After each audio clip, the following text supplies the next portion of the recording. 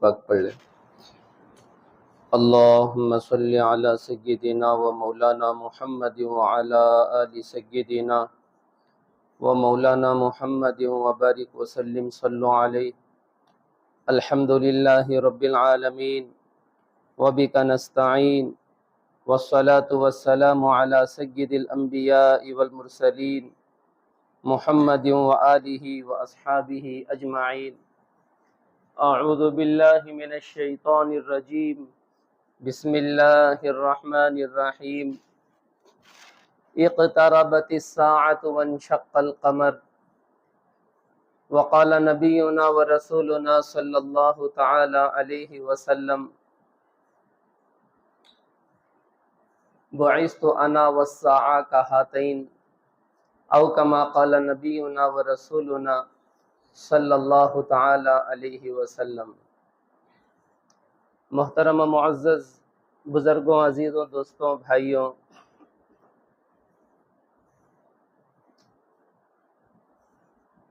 محترم و معزز بزرگوں، عزیزوں، دوستوں، بھائیوں، الحمدللہ گزشتہ چند جمعوں سے قیامت کی علامتوں کا تذکرہ آپ احباب کی خدمت میں مسلسل بیان کیا جا رہا ہے۔ حضور اقدس حضرت جناب محمد الرسول اللہ صلی اللہ علیہ وسلم نے قیامت کی جو نشانیاں بیان فرمائیں، قیامت کی جو علامتیں اللہ کے نبی صلی اللہ علیہ وسلم نے بیان فرمائیں، ان علامتوں سے واقفیت اور ان علامتوں کے بارے میں جانکاری رکھنا یہ بھی ایک دینی اور ایمانی فریضہ ہے کہ اس کے تعلق سے ہمیں علم ہو، قیامت کی نشانیوں اور علامتوں کا ہمیں علم ہو۔ گزشتہ موقع پر حضور اقدس صلی اللہ علیہ وسلم کی حدیث مبارکہ، جس میں اللہ کے نبی صلی اللہ علیہ وسلم نے ایک مجلس میں ایک موقع پر 72 علامتیں اللہ کے نبی صلی اللہ علیہ وسلم نے بیان فرمائیں۔ ایک مجلس میں 72 علامتیں، یعنی 72 علامتیں ایک حدیث میں اللہ کے نبی صلی اللہ علیہ وسلم نے بیان فرمائی۔ تو ان 72 علامتوں کا تذکرہ آپ احباب کی خدمت میں بیان ہو رہا تھا۔ ان 72 علامتوں میں گزشتہ 3 جمعوں میں ہم نے 8 علامتیں آپ احباب کی خدمت میں بیان کی ہیں، جن میں حضور اقدس حضرت جناب محمد الرسول اللہ صلی اللہ علیہ وسلم نے فرمایا، من اقتراب الساعة 72 خصلة، قیامت کے قریب 72 علامتیں ہوں گی، 72 باتیں ہوں گی قیامت کے قریب، جن میں حضور اقدس صلی اللہ علیہ وسلم نے سب سے پہلی بات یہ ارشاد فرمائی، اذا رأیتم الناس اماتوا الصلاة، جب تم لوگوں کو دیکھو گے کہ لوگ نماز کو غارت کر دیں گے، نماز کا ستیاناش کر دیں گے۔ لہذا آج ہم دیکھتے ہیں مسجدوں کو، مسجدیں ویران پڑی ہیں، بازار آباد ہوئے پڑے ہیں، مسلمان نمازوں سے اتنے دور ہو گئے کہ نماز کے چھوڑنے کے گناہ کا تصور بھی ذہنوں سے ختم ہو گیا۔ اب گویا نماز کے چھوڑنے کو گناہ بھی نہیں سمجھتا مسلمان، نماز کی فرضیت کا علم تک نہیں ہے مسلمان کے پاس۔ تو اللہ کے نبی صلی اللہ علیہ وسلم نے فرمایا، اذا رأیتم الناس اماتوا الصلاة، جب تم دیکھو گے لوگ نماز کو غارت کر دیں گے۔ پھر حضور اقدس صلی اللہ علیہ وسلم نے فرمایا، وَأَضَاعُوا الْأَمَانَةَ، امانت میں خیانت کریں گے، وَأَكَلُوا الرِّبَا، سود کھائیں گے، وَاسْتَحَلُّوا الْكَذِبَ، جھوٹ کو سچ جانیں گے، وَاسْتَخَفُّوا بِالدِّمَاء، خون ریزی عام ہوگی، وَاسْتَعْلُوا الْبِنَاء، لمبی عمارتیں بنائیں گے، وَبَاعُوا الدِّينَ بِالدُّنْيَا، اور دین کو دنیا کے بدلے فروخت کر دیں گے، وَتَقَطَّعَتِ الْأَرْحَامُ، اور رشتے ناطے توڑے جائیں گے۔ تو اللہ کے نبی صلی اللہ علیہ وسلم نے ان 72 علامتوں میں جن علامتوں کا تذکرہ کیا یہ وہ 8 علامتیں ہیں جن کا تذکرہ ہم نے گزشتہ جمعہ آپ احباب کی خدمت میں کیا۔ حضور اقدس صلی اللہ علیہ وسلم نے اس حدیث مبارکہ میں 9ویں جو علامت اللہ کے نبی صلی اللہ علیہ وسلم نے بیان فرمائی ہے، حضور پاک صلی اللہ علیہ وسلم نے فرمایا وَيَكُونُ الْحُكْمُ ضُعْفًا، کہ قرب قیامت کیا ہوگا؟ عدل و انصاف ختم ہو جائے گا، عدل انصاف کمزور پڑ جائے گا۔ حضور اقدس حضرت جناب محمد رسول اللہ صلی اللہ علیہ وسلم نے ان 72 علامتوں میں ایک اہم علامت جو بیان فرمائی وہ ہے دنیا سے عدل و انصاف ختم ہونے لگے گا۔ بلکہ دیکھو جو الفاظ اللہ کے نبی صلی اللہ علیہ وسلم نے استعمال فرمائے وَيَكُونُ الْحُكْمُ ضُعْفًا، عدل انصاف کمزور پڑ جائے گا۔ اور محترم و معزز بزرگوں عزیزوں دوستوں، کہیں نہ کہیں کسی نہ کسی صورت سے اس کا ذریعہ اور سبب ہم مسلمان ہی بن رہے ہیں۔ آج جو دنیا میں عدل و انصاف نہیں ہے، آج جو دنیا سے عدل و انصاف ختم ہو رہا ہے، کہیں نہ کہیں اس کی ایک وجہ ہم ہی ہیں۔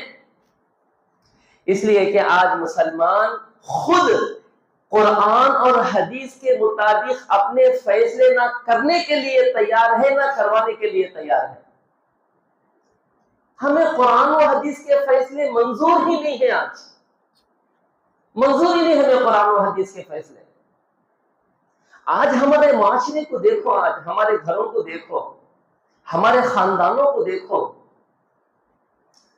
کہ ہمارے گھروں میں جو مسائل پیدا ہو رہے ہیں ان مسائل کو لے کر ہم کس کا دروازہ کھٹکھٹا رہے ہیں، تھوڑا دیکھو۔ کن لوگوں کے در پہ ہم اپنے مسائل لے کر جا رہے ہیں، دیکھو تھوڑا۔ ارے جس قوم کے پاس قرآن جیسی عظیم کتاب ہے، جس کے پاس تعلیمات رسول اللہ صلی اللہ علیہ وسلم جیسے ارشادات ہیں، اللہ کے نبی صلی اللہ علیہ وسلم کی وہ تعلیمات ہیں جو زندگی گزارنے کے ہر شعبے میں ہماری رہبری کرتی ہیں، اللہ کے نبی صلی اللہ علیہ وسلم کی نورانی پاکیزہ تعلیمات کو چھوڑ کر، قرآن کی تعلیمات کو چھوڑ کر اب ہم اپنے فیصلے گنڈوں اور موالیوں سے کروا رہے ہیں، ہم کرا رہے ہیں۔ شر پسند لوگوں سے ہم اپنے فیصلے کروا رہے ہیں، سیاسی لیڈروں سے ہم اپنے فیصلے کروا رہے ہیں۔ بہت ہی عجب ہے مسلمان پر، اور بہت ہی افسوس کا مقام ہے مسلمان کے لیے جس کے ایک ہاتھ میں اللہ کا کلام ہو اور اس کے اور ایک ہاتھ میں سنت رسول اللہ صلی اللہ علیہ وسلم ہو، جس کے پاس زندگی گزارنے کا ڈھنگ، سلیقہ، طریقہ سب کچھ ہو، پھر وہ غیروں کے دروازے پہ دستک دے اور قرآن و حدیث کو چھوڑ کر غیروں سے اپنے فیصلے کروائے۔ یہ ڈوب کر مرنے کی بات ہے ہمارے لیے۔ قرآن مقدس نے کہا یا ایھا الذین آمنوا کونوا قوامین بالقسط شہداء للہ ولو علی انفسکم او الوالدین والاقربین۔ کیا معیار بیان کیا قرآن مقدس میں عدل و انصاف کا، اور کس درجے کے عدل و انصاف کا حکم دیا ہے قرآن مقدس نے۔ یا ایھا الذین آمنو، اے ایمان والو انصاف پر قائم رہو، انصاف کو برقرار رکھو۔ ولو علی انفسکم، اگرچہ تم کو اپنے خلاف جانا پڑے، اپنی ذات کے خلاف اپنا نقصان تم کو اٹھانا پڑے، لیکن انصاف کو مت چھوڑو۔ اب الوالدین، اگرچہ تم کو ماں باپ کے خلاف جانا پڑے، انصاف کو مت چھوڑو۔ والاقربین، اگرچہ تم کو رشتہ داروں کے خلاف جانا پڑے، انصاف کو مت چھوڑو۔ یہ قرآن ہمیں حکم دیتا ہے۔ آدمی ٹھوکر یہی کھاتا ہے، آدمی گمراہ یہی ہوتا ہے، اولاد کی محبت میں ظلم کا ساتھ دیتا ہے، آدمی ماں باپ کی محبت میں ظلم کا ساتھ دیتا ہے، رشتہ داروں کی محبت میں ظلم کا ساتھ دیتا ہے، اپنے نقصان کے خوف سے آدمی ظلم کے لیے کھڑا ہو جاتا ہے۔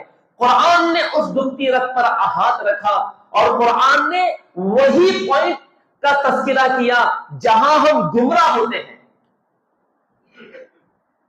وَلَوْ عَلَىٰ أَنفُسِكُمْ أَوِ الْوَالِدَيْنِ وَالْأَقْرَبِينَ، اگر تمہاری اپنے ذات کے خلاف بھی تمہیں جانا پڑے، تمہیں اپنا نقصان بھی اٹھانا پڑے، لیکن انصاف کو مت چھوڑو۔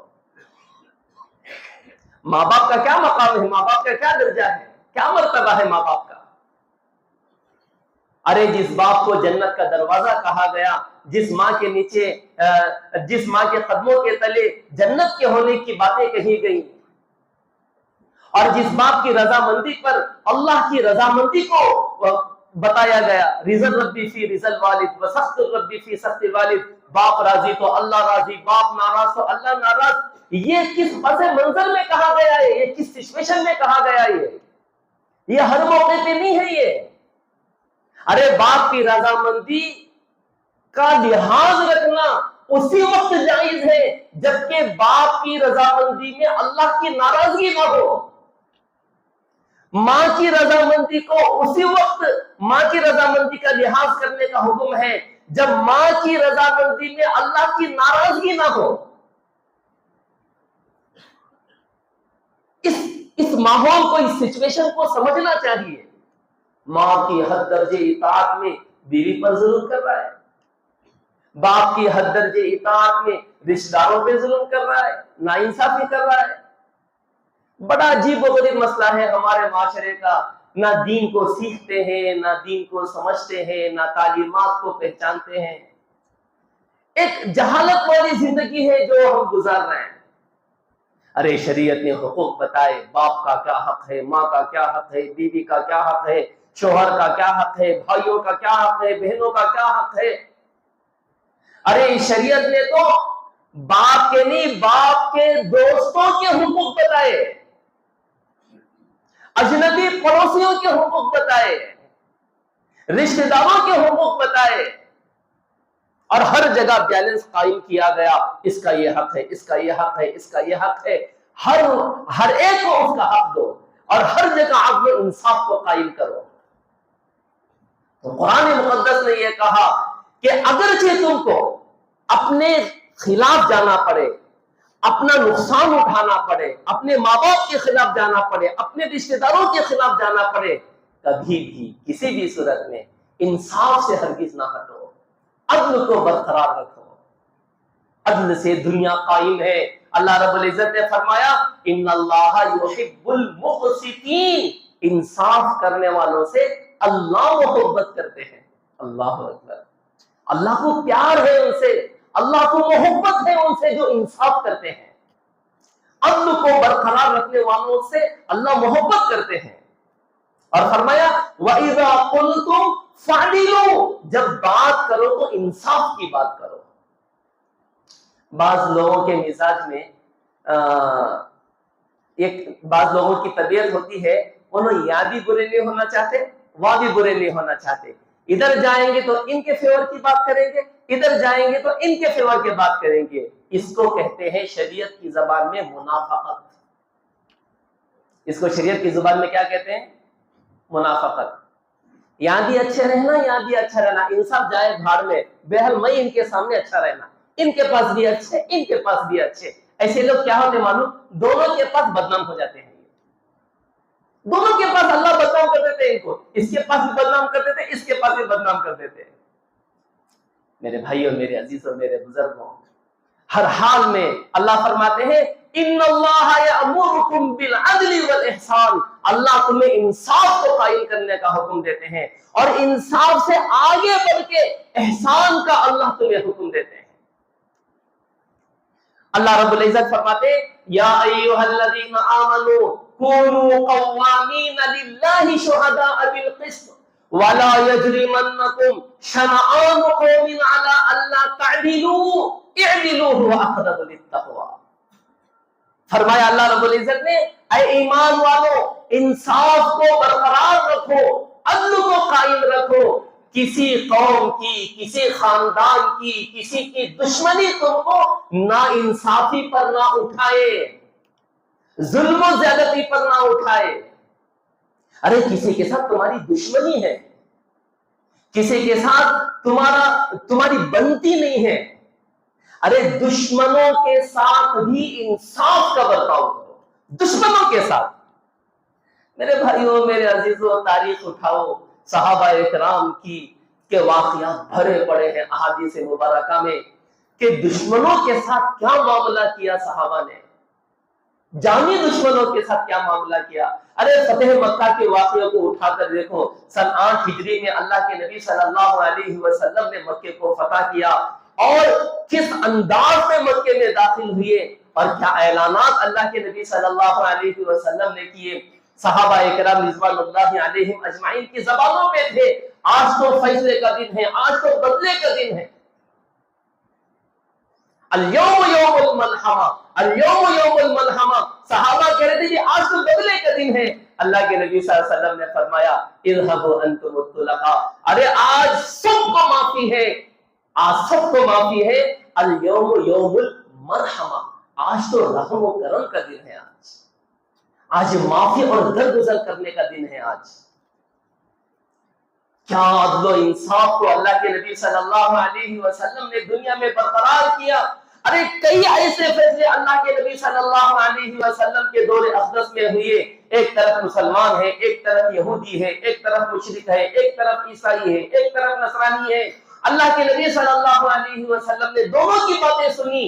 حضور اقدس صلی اللہ علیہ وسلم نے حق بجانب یہودی کے حق میں فیصلہ کیا، یہودی کے حق میں اللہ کے نبی نے فیصلہ کیا اور امت کو نمونہ دیا، ہمیشہ انصاف کو برقرار رکھو، امن کو دنیا میں قائم کرو۔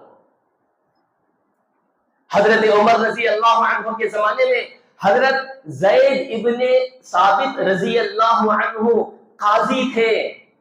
کسی مسئلے میں حضرت عمر رضی اللہ عنہ کو خود عدالت میں آنا پڑا۔ جو اس وقت کا قاضی ہوتا تھا وہی چیف جسٹس بھی ہوتا تھا، وہی فیصلے بھی کرتا تھا۔ تو قاضی کے پاس حضرت عمر رضی اللہ عنہ کو آنا پڑا۔ جیسے حضرت عمر رضی اللہ عنہ حضرت زید بن ثابت کے دربار میں آپ کے خدمت میں آئے، آپ قاضی بن کر بیٹھے تھے، کیونکہ امیر المؤمنین آئے ہیں۔ حضرت عمر رضی اللہ عنہ کے اعزاز اور احترام میں حضرت زید بن ثابت یا تو خود کھڑے ہوئے یا تو آپ کے لیے بیٹھنے کے لیے کرسی لگائی۔ جیسے ہی حضرت عمر رضی اللہ عنہ نے قاضی کا یہ رویہ دیکھا تو فرمایا اس وقت یہاں قاضی کے پاس ہونے والا یہ سب سے پہلی بے انصافی ہے، یہ سب سے پہلی بے انصافی کی قاضی نے کہ میری رعایت کی، جبکہ میں بھی یہاں پر ایک عام رعایت کی طرح آیا ہوں۔ میرے بھائیوں، میرے عزیزوں، میرے بزرگوں، حضرت عمر رضی اللہ عنہ کے دور خلافت میں حج کے سیزن میں ایک مرتبہ حضرت عمر رضی اللہ عنہ نے تمام علاقوں کے گورنروں کو جمع کیا، ایک ایک علاقے کا ایک ایک کو حضرت عمر رضی اللہ عنہ نے گورنر بنایا تھا۔ حج کا موسم تھا، حج کا سیزن تھا، دنیا بھر کے لوگ مکے کو آئے ہوئے تھے۔ حضرت عمر رضی اللہ عنہ نے سب کا جائزہ لیا اور پبلک سے کہا اگر ہمیں میرے گورنر کی طرف سے کسی کو کوئی زیادتی ہوئی ہے، کوئی بے انصافی ہوئی ہے تو وہ آج میرے سامنے اس سے بدلہ لے سکتا ہے۔ حضرت عمرو بن العاص رضی اللہ عنہ مصر کے گورنر تھے۔ ایک صاحب اٹھے اور کہا عمرو بن العاص سے غلطی ہوئی، انہوں نے مجھ پر 100 کوڑے لگائے، جبکہ یہ ناانصافی تھی۔ یہ حضرت عمر رضی اللہ عنہ نے پورے معاملے کو جانچا پرکھا اور پورے معاملے کو دیکھا۔ پھر حضرت عمر رضی اللہ عنہ نے کہا ہاں گورنر سے غلطی ہوئی ہے۔ پورے مجمع کے سامنے حضرت عمرو بن العاص کو کہا تم سے غلطی ہوئی ہے، اب اس سے کہا کہ تم 100 کوڑے اس گورنر کو لگاؤ۔ کیا عدل و انصاف ہے! ارے ایسا انصاف زمین و آسمان نے دیکھا ہے۔ وقت کا گورنر ہے اور ایک عام آدمی گورنر کو 100 کوڑے لگا رہا ہے۔ حضرت عمرو بن العاص رضی اللہ عنہ نے کہا امیر المؤمنین اگر یہ بات ہو جائے گورنروں کو بھی اگر عام لوگ کوڑے مارنے لگے تو پھر ہماری کوئی وقت اور حیثیت باقی نہیں رہ جائے گی۔ حضرت عمر رضی اللہ عنہ نے کہا اللہ کے حکم کے سامنے کسی کی کوئی وقت اور حیثیت نہیں ہے، حکم دیا کہ 100 کوڑے لگاؤ۔ حضرت عمرو بن العاص کو کوڑے لگائے گئے، بڑے مشکل سے ایک ایک کوڑے پر 2 درہم دے کے اپنی جان چھڑائی حضرت عمرو بن العاص نے۔ پوری دنیا کو عدل و انصاف سے بھرا، پوری دنیا کو کیا عدل تھا، کیا انصاف تھا۔ میرے بھائیوں، میرے عزیزوں، میرے بزرگوں، ارے قرآن کو پڑھو، قرآن نے کس عدل و انصاف کا حکم دیا ہے۔ صحابہ اکرام کی زندگیاں پڑھو، پتہ نہیں کس کس کی زندگیاں ہم پڑھتے ہیں، صحابہ کی زندگیاں پڑھو۔ آج ہمارے گھروں میں کتنی بے انصافی ہو رہی ہے، کتنی ظلم و زیادتی ہو رہی ہے۔ ارے ایک وراثت کے مسئلے کو لے لو، وراثت کے مسئلے کو، کیا وبال اور کیا فساد اور گھروں کے اندر کیا ظلم و ستم ہے۔ وراثت کے مسئلے کو جتنا کھول کے قرآن نے بیان کیا ہے، نماز کے مسئلے کو اتنا نہیں کھولا قرآن نے جتنا وراثت کے مسئلے کو کھولا ہے۔ قرآن نے صرف کہا کہ اقیم الصلاۃ، نماز پڑھو، آتو الزکاۃ، زکات دو، حج کرو، روزہ رکھو، قرآن نے حکم دیا ہے، لیکن حج کے مسائل نہیں بیان کیے قرآن نے، روزے کے مسائل نہیں بیان کیے قرآن نے، نماز کے مسائل نہیں بیان کیے قرآن نے۔ لیکن جب مسئلہ آیا وراثت کا، وراثت کے مسئلے کو باریکی کے ساتھ قرآن مقدس نے بیان کیا۔ باپ کا کیا حق ہے، ماں کا کیا حق ہے، بہن کا کیا حق ہے، بھائی کا کیا حق ہے، ایک ایک ایک ایک کے حق کو قرآن مقدس نے کھول کھول کھول کے بیان کیا۔ آج دیکھو ہمارے معاشرے کو، دیکھو ہمارے گھروں کو، دیکھو ہمارے خاندانوں کو، دیکھو وراثت کے مسئلے میں کتنی بے اعتدالی ہے، کتنی بے اعتدالی ہے۔ بڑا بھائی چھوٹے بھائی کے حق کو دبا دے رہا ہے، دونوں بھائی ملا کے بہن کے حق کو دبا دے رہے ہیں۔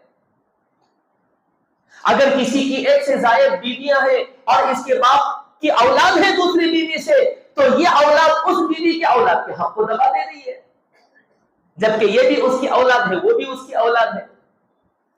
لے دے کے میرے بزرگوں، دوستوں، بھائیوں، عزیزوں، جس کا دبدبا ہے، جس کا رعب ہے اور جس کی چلتی ہے وہ اپنی چلا رہا ہے۔ قرآن مقدس نے ہمیشہ اور ہر حال میں انصاف کو قائم کرنے کا حکم دیا کہ ہر حال میں انصاف کو قائم کرو، ہر حال میں انصاف کو قائم کرو، عدل کو برقرار رکھو۔ جب دنیا میں عدل ختم ہوتا ہے، انصاف ختم ہوتا ہے، تو پھر دنیا کا امن ریزہ ریزہ ہو جاتا ہے، دنیا کا امن ختم ہو جاتا ہے۔ جب دنیا میں انصاف ہی نہیں رہا تو پھر امن اور عافیت کی کوئی بات نہیں رہی۔ اس وجہ سے میرے بھائیوں، عزیزوں، ارے جو مسئلے آئے ہمارے گھروں میں، جس لائن کے مسئلے آئے ہمارے گھروں میں، قرآن و حدیث سے اس کے فیصلے کراؤ، قرآن و حدیث سے، قرآن و حدیث سے کراؤ فیصلے، گنڈوں اور موالیوں سے اپنے فیصلے مت کراؤ۔ ارے دنیا ہے، دنیا میں اگر کسی کی زیادتی کی وجہ سے کوئی زیادتی کا فیصلہ ہو گیا، دنیا ہے، یہ دارالاسباب ہے، یہاں کچھ نظر نہیں آئے گا۔ کل روز محشر اللہ رب العزت کا دربار ہوگا، اللہ کہیں گے انا الملک و انا الدیان این ابناء الملوک، آج ہماری بادشاہت ہے، آج ہمارا انصاف ہے۔ ارے کہاں چلے گئے زمین کے بادشاہ، کہاں گئے زمین کے حکمران؟ ارے جس دن نہ دینار اور درہم چلیں گے، نہ روپیہ پیسہ کام آئے گا، کچھ کام نہیں آئے گا، اس دن آدمی کو اپنی نیکیاں دینی پڑے گی۔ ایک بالش زمین کہا اللہ کے نبی نے، ایک بالش زمین اگر کسی کی ناحق دبا لی، کل روز محشر ساتوں زمین اور ساتوں آسمانوں کا توپ بنا کے اللہ اس کے گلے میں ڈالیں گے۔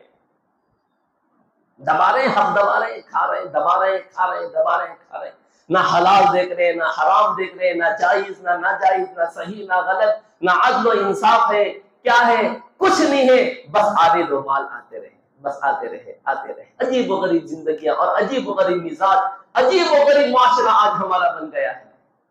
اس وجہ سے میرے بھائیوں، میرے عزیزوں، میرے بزرگوں، آج دنیا میں مسلمانوں کا جو مقام جو حیثیت اور جو وقت ہونی تھی، آج اس مقام و حیثیت سے مسلمان نیچے گر گیا. آج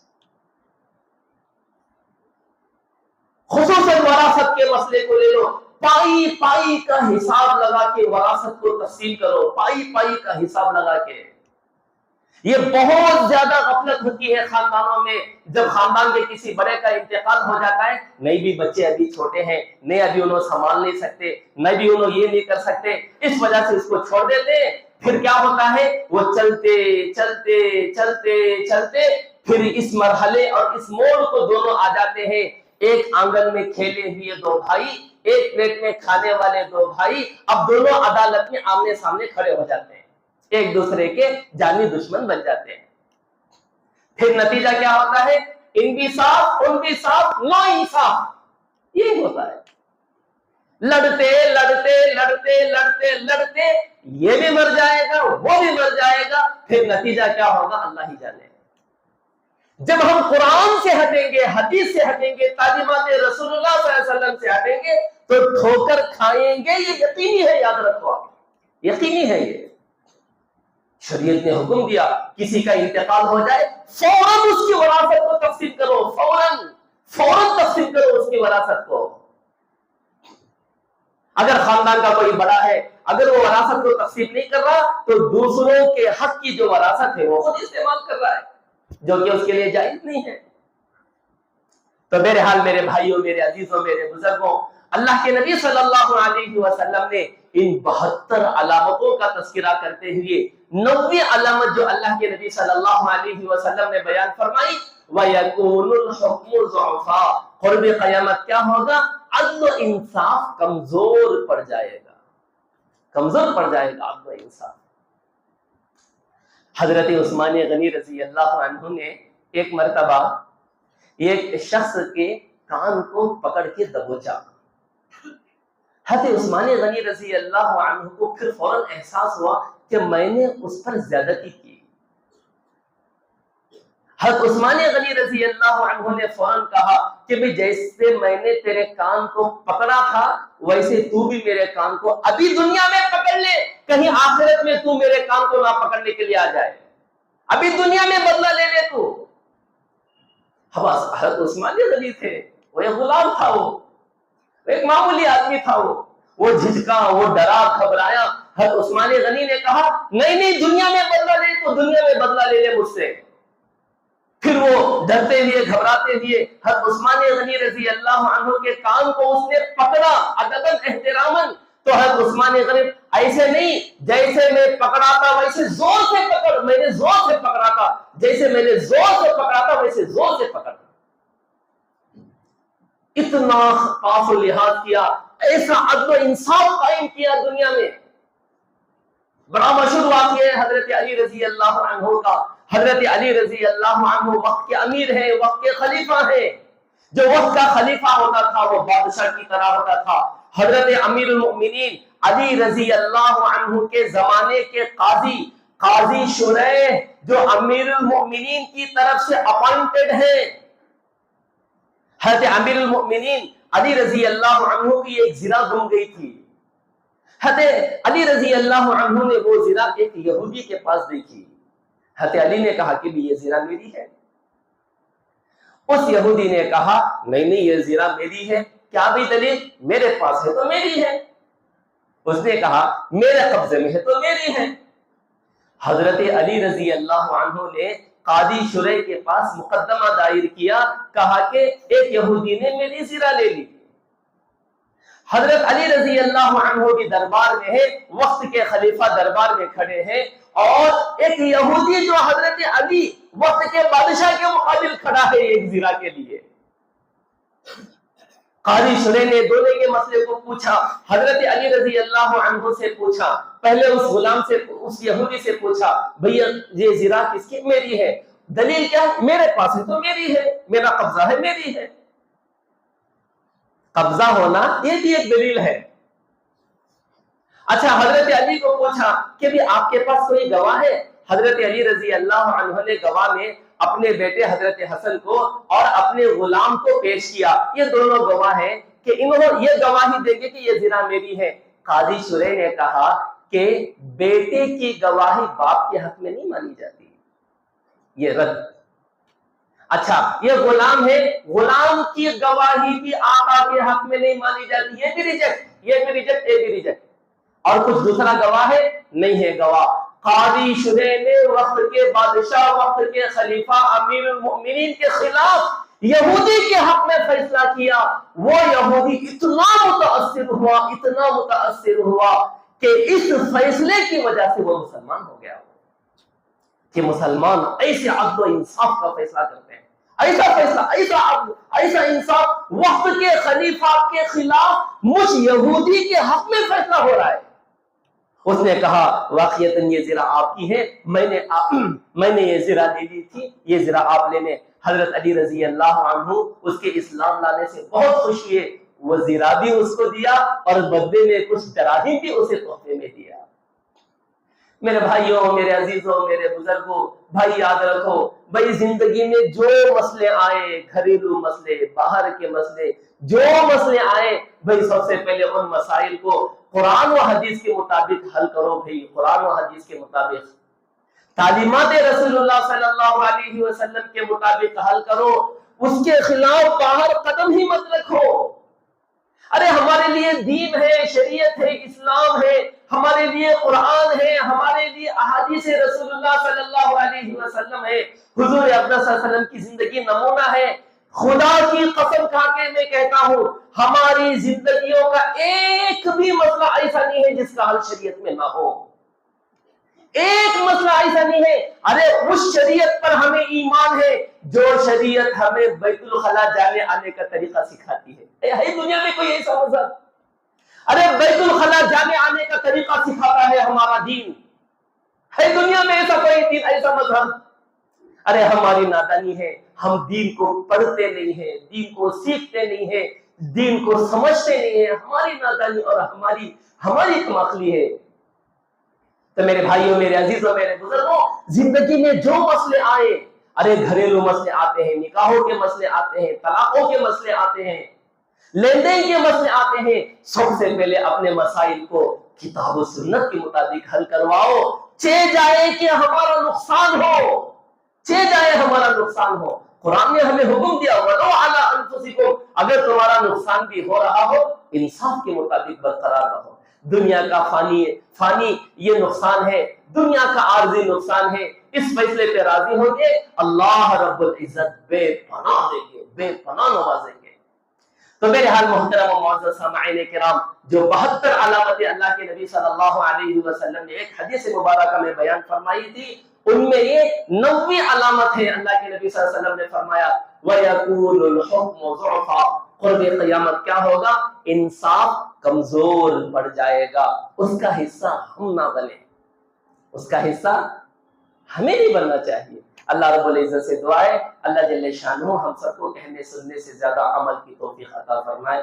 آمین ثم آمین، وما علینا الا البلاغ المبین۔ سنتوں کا وفائی ساتھی سنتیں پڑھیں۔